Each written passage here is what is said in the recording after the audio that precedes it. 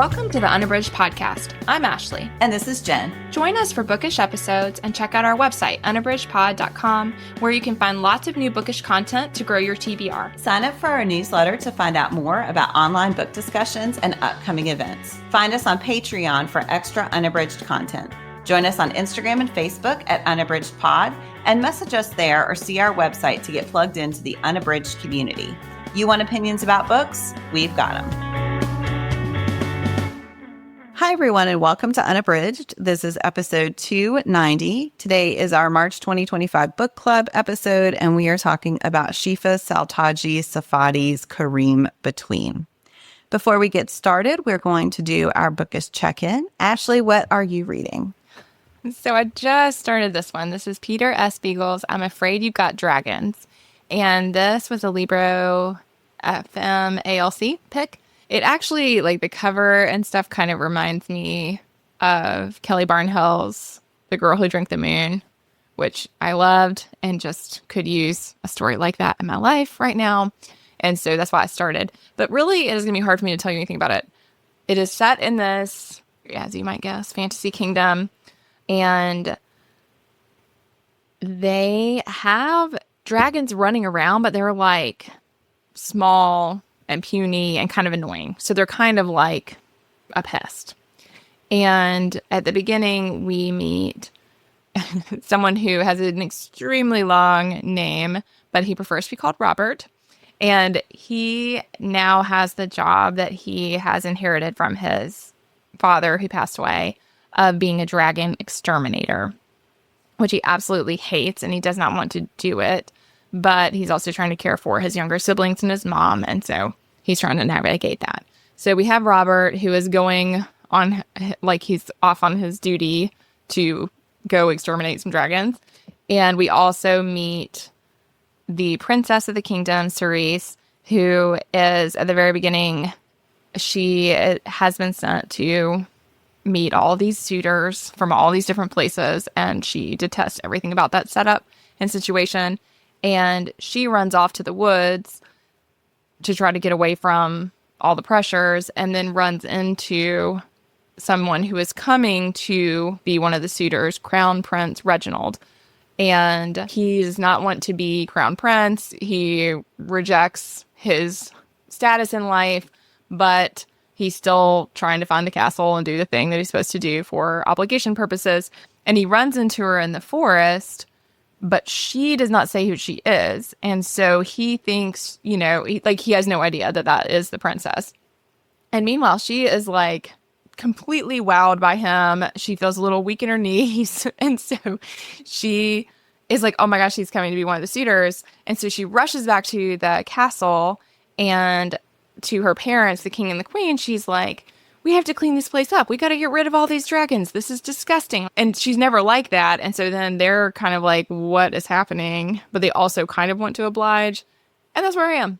So I have no idea, but it's an interesting premise and setup and really great storytelling. And so I'm interested to see what happens. And again, it's Peter S. Beagle's I'm Afraid You've Got Dragons.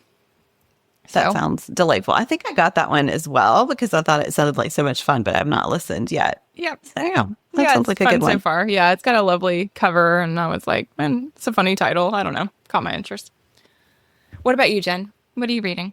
I am reading Kristen Cashore's There Is a Door in This Darkness. This is a standalone novel. Kashore is one of those authors I just always want to read. I loved her Graceling series, or still love it. It's still in progress, even though it's been going on for many years. She'll kind of finish it up and then come back to it. This one is quite different. It is more, I would say, magical realism than pure fantasy. It is set in a very real America. The main timeline is during the 2020 election. And the main character, Wilhelmina, she basically was traumatized by the 2016 election because of the way it affected her friends and her family members. And she is desperately hopeful that something will change with the 2020 election. It is right, of course, in the midst of COVID. And so she is quarantining with her family. She was supposed to go off to college, but postponed that so she could help because of a number of circumstances with her family. Her two best friends are in a COVID bubble, a quarantine bubble together. And so she's feeling very much on the outside of that relationship. They're in the COVID bubble because they both have younger siblings who are the same age who go to school together. But yeah, she's feeling very excluded. And she has three aunts who she dearly has loved her whole life. She spent every summer with them. And one of them recently died. And so she is also still grieving. So she is just not in a good place at all. And at some point during her life, she starts noticing these very strange things start happening. She'll start seeing things that other people don't see. For example, there's a sign that appears and no one else sees it with her name on it. But then she finds that one other person, his name is James Fang, his family owns a donut shop down the street from her home, is seeing some of the same things that she's seeing.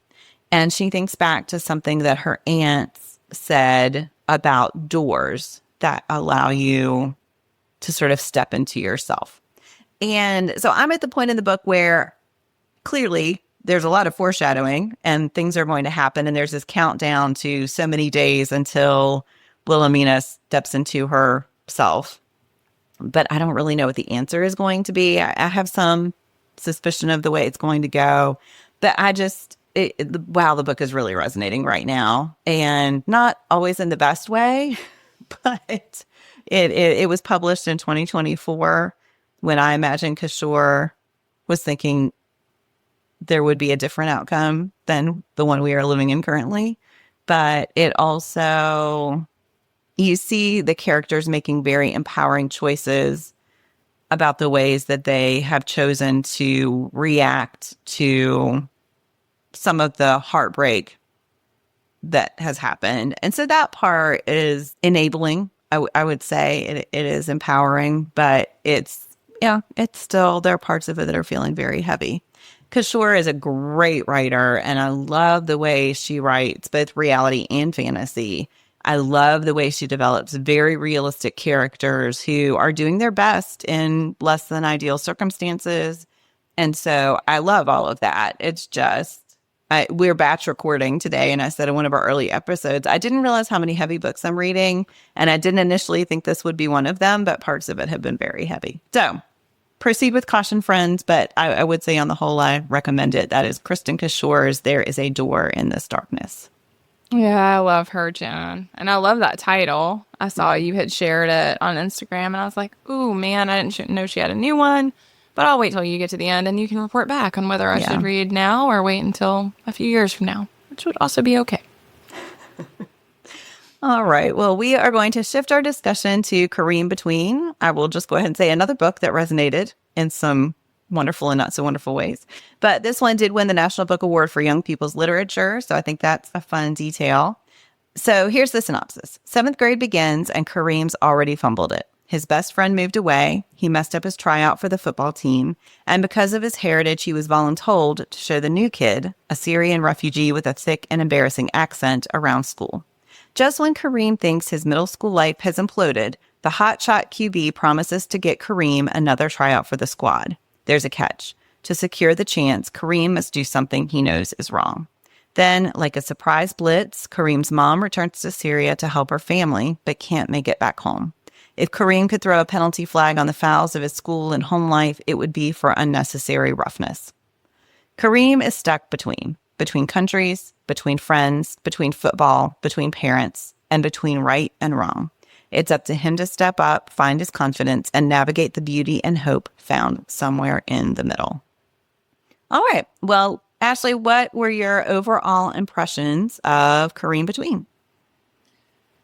Yeah, I loved it overall. I think that it speaks to how hard it is for young people, especially people in middle and high school, to navigate all the parts of themselves, and how what could seem simple on the outside is often really complicated for the kids going through it. And I felt like the pieces of Kareem, understanding why Kareem treats Fadi, it's really hot and cold. I mean, there's a lot of he'll do something that's really kind, and then all of a sudden he completely abandons him at the moment that Fadi, the new student, really needs help. And I think all that just really feels authentic.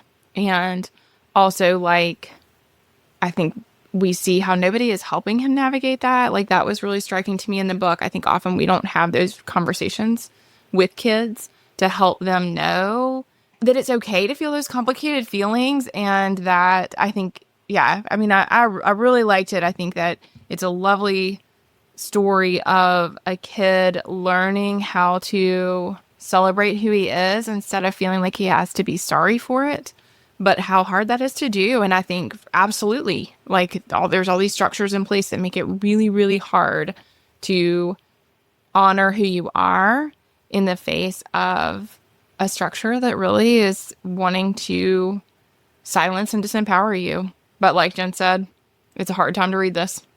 So I think it resonates. I think it's a good time to read it, but it is hard to be where we are right now at this moment.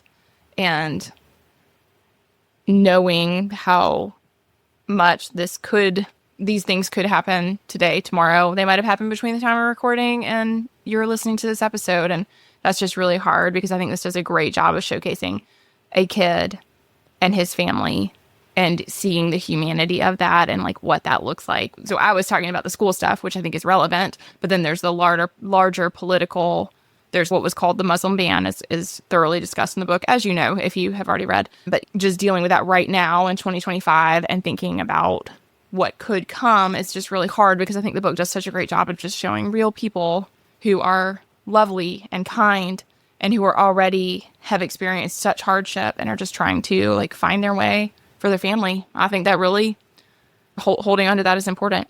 So what about you, Jen? Overall impressions? Yeah, I really loved it.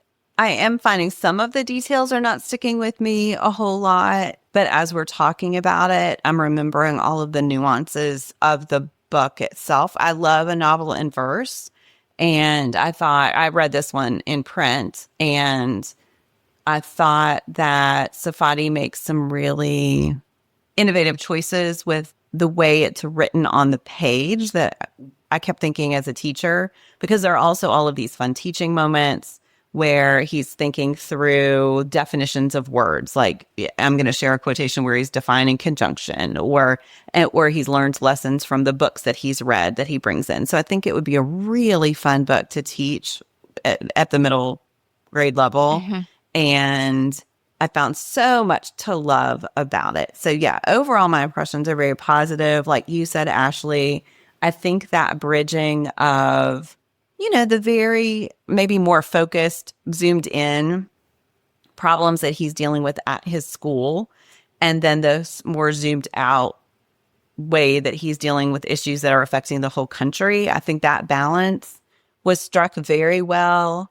And man, there are moments my heart just broke for him because adults don't know how to deal with these things. So how can a kid know how to deal with them?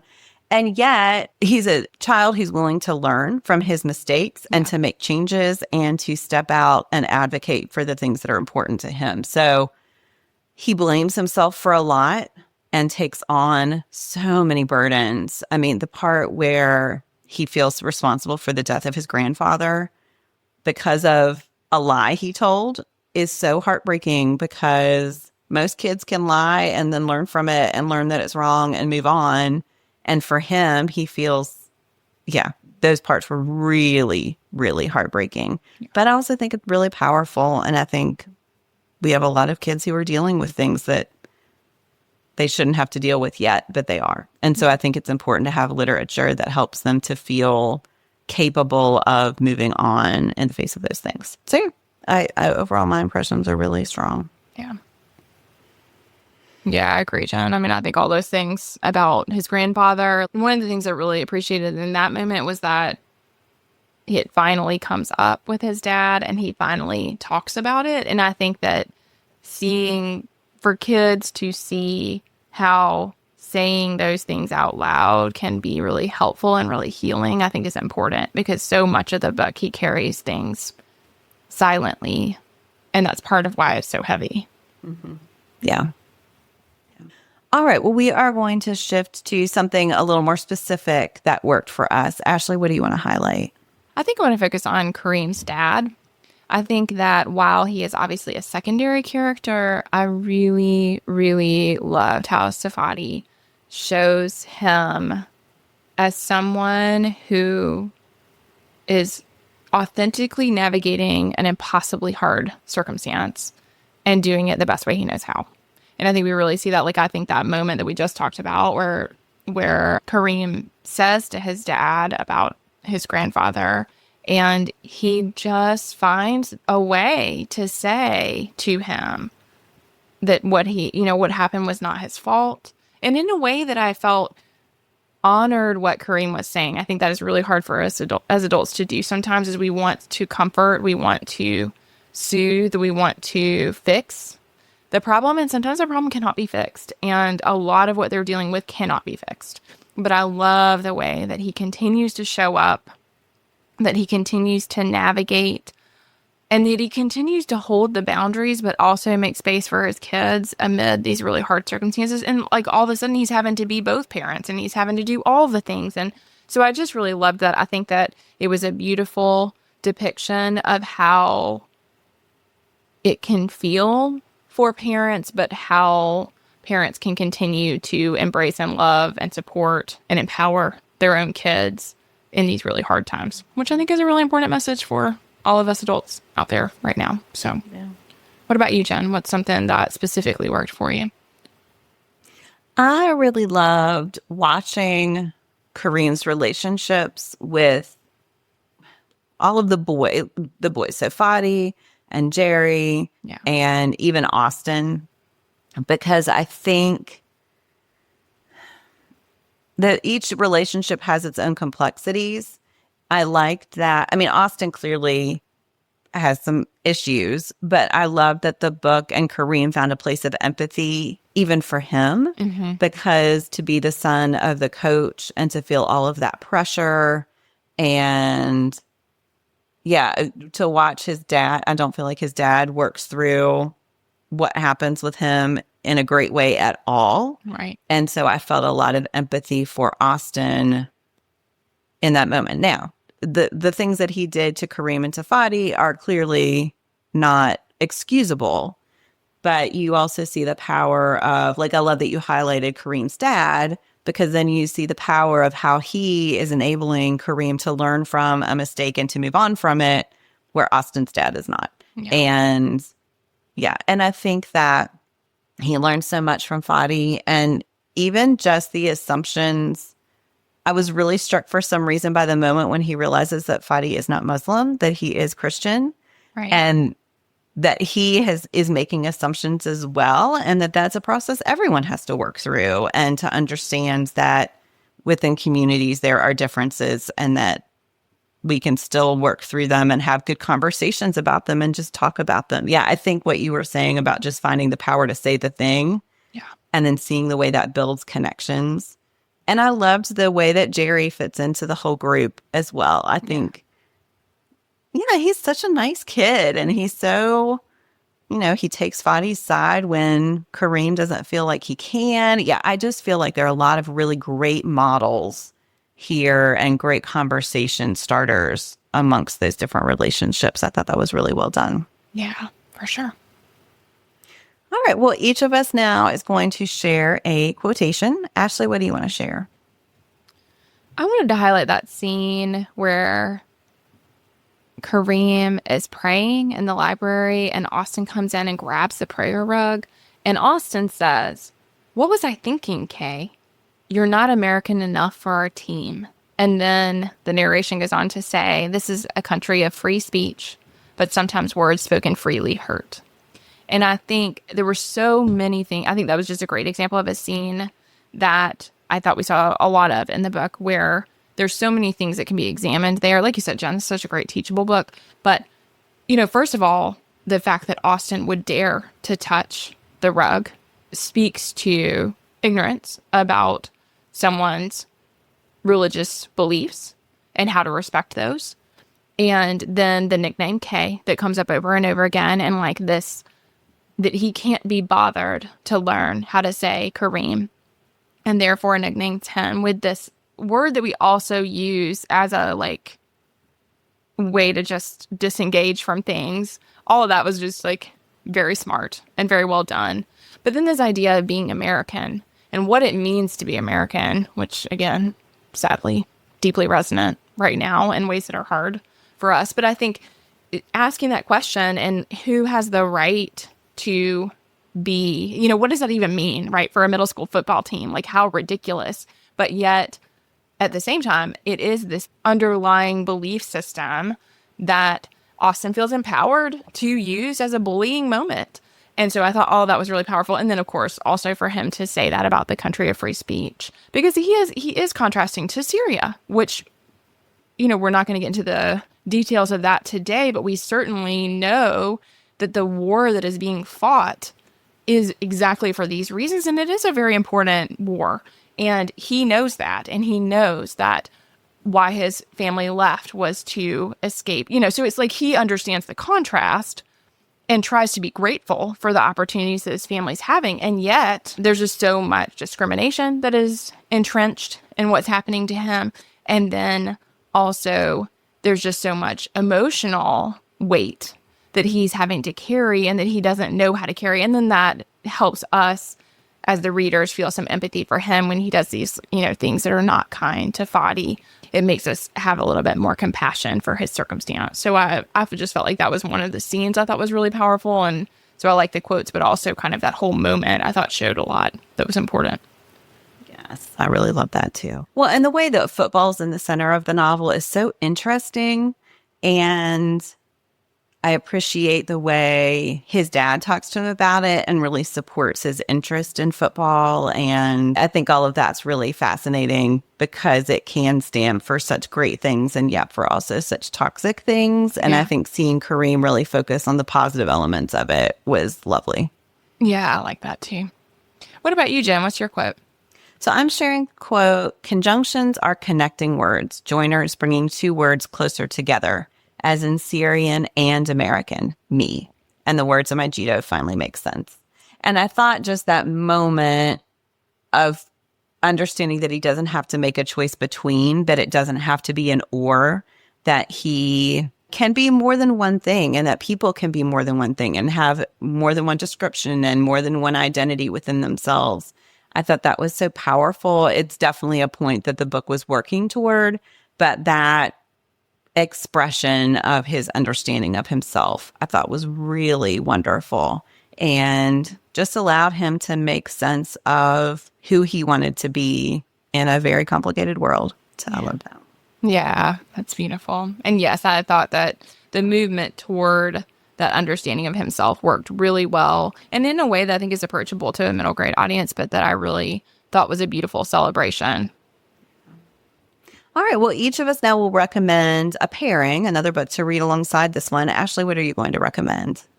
I'm going to go with Hannah Han's Amina's Voice.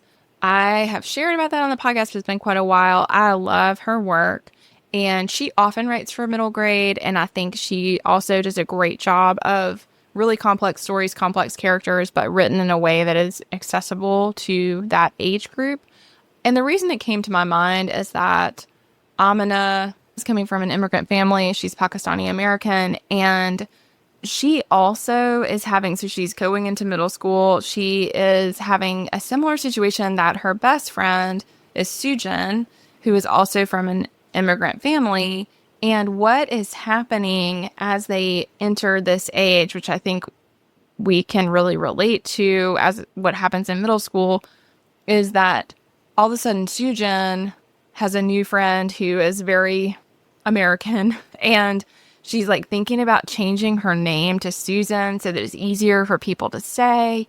And Amina is just lost. I mean, she feels like the person that she has known is shifting. Everything is shifting around her. And so we really start to see how hard that is for her. And I think she just experiences, she's a very different character, but she experiences a lot of similar things to what is happening to Kareem, of these questions of who am I? What is the right choice? How can I both blend into a society that I am integrally a part of and also acknowledge my own unique cultural identity? Can I do both those things at the same time? All those questions are coming up, which I think is really powerful. And then the other thing that made me really think of it as a pairing is that there is an attack on their local mosque in it. And we didn't talk about in Kareem Between the whole part where they go to do the protest at the airport. I felt like it was really powerful. But it is that there are similar things happening in the sense of, with the quote unquote Muslim ban, these countries get called out simply because they are predominantly Muslim countries. And so, again, there's this just sort of ignorant stereotyping that is broad sweeping. We see that with the mosque for Amina, that she just can't fathom why someone would terrorize her place of religious celebration. And I mean, it's just like, it's really hard for her to grapple with, of course, understandably. And so I think seeing her work through, why do people have these just broad strokes of hate? And there's not a simple answer, because they shouldn't, but her having to find a way forward. And I think we see some similarities as far as community and trying to find a way forward and like what healing could look like. And there's not easy answers, but there is this attempt in both books, I think, to try to help make sense of those things, or help people know how to feel empowered when things don't make sense, I feel like. So I do think this would be a great pairing. And again, that is Hannah Hans, Amina's voice. Yeah, I really love that book as well. And I feel like I'm going to echo so many things that you said when I recommend mine. But I do think it's so important for middle graders, for all children, for adults to have these models that reflect their experiences, the whole windows and mirrors idea, that they need things that reflect their own experiences, but also books that help them to understand other people's experiences. And I think both the ones we've talked about and the one I'm about to talk about do that. Yeah. What is your pairing, Jen? This is one, I believe I've talked about this one before, perhaps in a bookish check-in. This is Varsha Bajaj's Count Me In. And it is also a middle grade read. It alternates between two characters, Karina, who is Indian American, and Chris, who is from a white family. And they are neighbors. And Karina does not really like Chris at the beginning of the book. She considers him to be somewhat of a bully, doesn't find him to be really kind. And then her grandfather comes to live with her family, and he was a math teacher, and he ends up tutoring Chris. And Karina sees a different side of him. So I really liked that nuanced consideration of people who maybe we haven't understood, or haven't understood all of the nuances of their lives. And one day, Karina and Chris and Karina's grandfather are outside, and a person comes up and attacks them. And her grandfather is horribly injured. And they didn't know the person. They were just targeted because of how Karina and her grandfather in particular look. And like you were saying about in Amina's voice, neither Karina nor Chris understands how on earth someone would commit violence just because of someone's appearance, not understanding their story, making assumptions about who they were and what they stood for. And so they are trying to find a way to speak back their truth.